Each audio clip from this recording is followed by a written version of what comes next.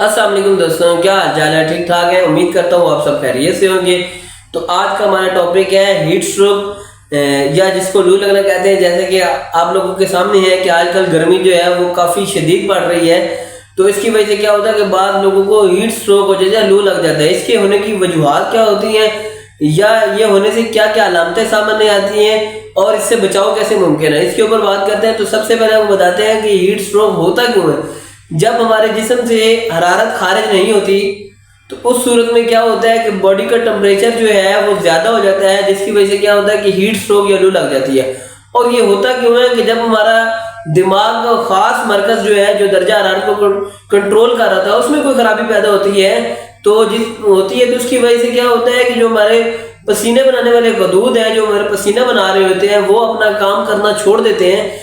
जब वो अपना काम करना छोड़ते हैं तो इस सूरत में क्या होता है कि जिस्म से जो है वो हरारत खारिज नहीं होती और जिस्म का टेम्परेचर जो है वो ज्यादा हो जाता है, जिसकी वजह से हमारे तभी निज़ाम को जो है वो बहुत ज्यादा नुकसान पहुंचता है। तो इसकी अगर ये हो जाता है तो इसकी अलामतें क्या क्या होती हैं। इसमें ये होता है कि बॉडी का टेम्परेचर जो है वो बहुत ज्यादा हो जाता है। इसकी सूरत है कि जाहिर सी बात है जब पसीना तो आ नहीं रहा, अगर पसीना नहीं आएगा तो उसके बॉडी का टेम्परेचर जो है वो बहुत ज्यादा आएगा। इसमें हेडेक, सीवियर हेडेक होती है। इसी तरह इसके साथ चक्कर आते हैं, विटाइगो की होती है कंप्लेन, जैसे कि बहुत ज्यादा चक्कर आ रहे होते हैं। इसमें ये होता है बॉडी का टेम्परेचर बहुत ज्यादा होता है और उसके बाद क्या होता है कि उसकी जो जिल्द है वो सुर्ख हो जाती है और खुश्क भी हो जाती है।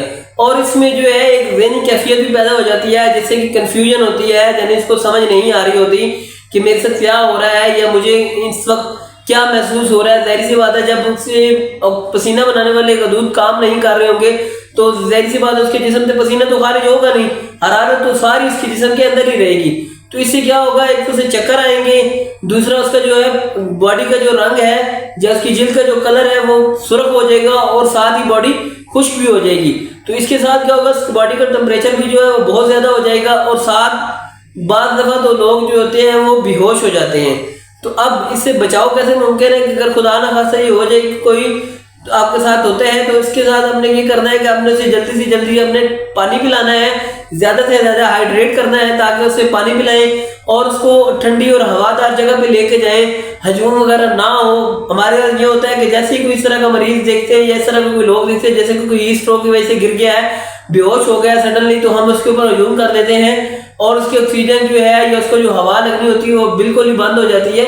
तो इस सूरत में आपने ये नहीं करना, आपने उसको हाइड्रेट करना है, उसको पानी वगैरह पिलाना है। अगर वो होश में प्रॉपर है, अगर वो सेमी कॉन्शियस है या अनकॉन्शियस हो गया है तो उसको अपने पानी नहीं पिलाना, क्योंकि जाहिर सी बात ये होगा कि उस वक्त वो कंफ्यूजन में होगा, उसे समझ नहीं आ रही होगी। तो समटाइम ऐसे होता है कि वो उसकी सांस वाली नाली में चला जाता है, जिसकी वजह से क्या होता है एस्पिरेशन निमोनिया भी हो जाता है, जैसे कि पिछली वीडियो में आपको बताया था। इसमें आपने यही करना है कि उसको आपने हाइड्रेट करना है। अगर वो होश में है तो उसको हमने पानी पिलाना है, उसको हवादार जगह पे लेके जाना है।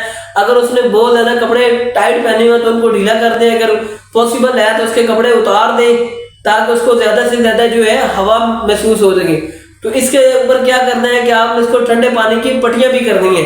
अगर वहां पे आपके पास कोई ठंडा पानी अवेलेबल है, आप देख रहे हैं कि उसको ये कंडीशन हो रही है और ये सारी अलामतें सामने आ रही हैं, तो आपने इसको ठंडे पानी की पट्टियां शुरू कर देनी है। जैसे इसका टेम्परेचर 102 तक आ जाएगा उसमें क्या करना है, अपने पट्टियां करनी बंद कर देनी है और उसको फिल फोर आपने जल्द से जल्द हॉस्पिटल पहुंचाना है। हॉस्पिटल आपने अपनी गाड़ी में पहुंचा दे या किसी खुली हवादार गाड़ी में पहुंचाएं। अगर इससे जब सीवियर कंडीशन इख्तियार कर लेती है तो समटाइम क्या होता है कि हॉस्पिटल में जाके इसको आईवी फ्लूइड देने पड़ते हैं, यानी कि सोडियम जो है जिसको हम नॉर्मल सलाइन कहते हैं वो देने पड़ती हैं ताकि उसको नमकियात की कमी ना हो और उसका जो है वो बॉडी टेम्परेचर जो है मेंटेन हो जाए और उसके जो है वो ग्लैंड्स जो है जिसकी वजह से उसका दिमाग को वो जो मैसेज मिलता है ग्लैंड्स को वो नहीं मिल रहा होता, वो मिलना बेहतर हो जाए। उसको हाइड्रेट किया जाता है ताकि वो जल्द से जल्द वापस अपनी मामूली जिंदगी की तरफ आ सके। तो आजकल जैसे कि आप लोग देख रहे हैं कि गर्मी बहुत ज्यादा है, आप लोग भी गैर जरूरी जो है वो घर से ना निकले। जो लोग काम शाम के हैं उनकी तो मजबूरी है, तय सी बात उन्होंने घर से निकलना ही है, तो उनको भी चाहिए कि अपने साथ जो है वो पानी की बोतल रखें या अपने सर के ऊपर कोई कपड़ा शपड़ा लें ताकि आपको डायरेक्टली जो है वो ऊपर से हीट ना पड़े। तो खुदा ना खासा इस तरह ये ना होना कि आपके जो है वो इतने हीट हो जाए और पसीने वाले जो ग्लैंड्स हैं, जो गदूद हैं, वो काम करना छोड़ दें और आपके साथ भी ये मामला खुदा ना खास्ता हो सकते हैं। तो इसलिए बेहतर यही है कि अपने आप को ज्यादा से ज्यादा हाइड्रेट करें, पानी का इस्तेमाल ज्यादा करें।